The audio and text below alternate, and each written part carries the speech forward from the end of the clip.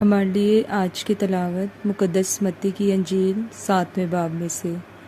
ایک دن یسوع نے اپنے شاگردوں سے کہا، پاک چیز کتوں کو مت دو اور اپنے موتی سوروں کے آگے نہ ڈالو، ایسا نہ ہو کہ وہ انہیں پامال کریں اور پھر کر تمہیں پھاڑیں۔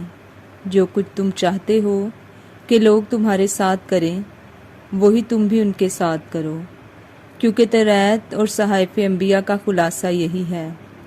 تنگ دروازے سے داخل ہو، کیونکہ چوڑا ہے وہ دروازہ اور کشادہ ہے وہ راستہ جو ہلاکت کو پہنچاتا ہے، اور بہت ہیں جو اس سے داخل ہوتے ہیں۔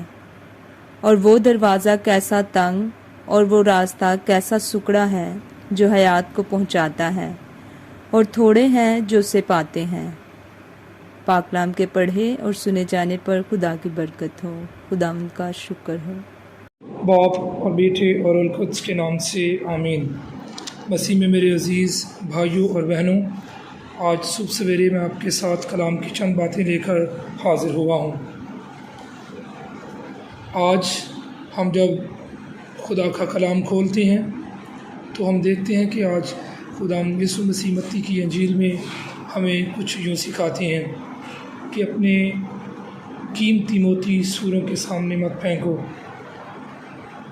اپنے ایمان کو مطلب یہ کہ لوگوں کو دکھانے کے لیے مت کرو۔ تمہارا باپ جو پوشیدگی میں دیکھتا ہے وہ تمہیں بدلہ دے گا۔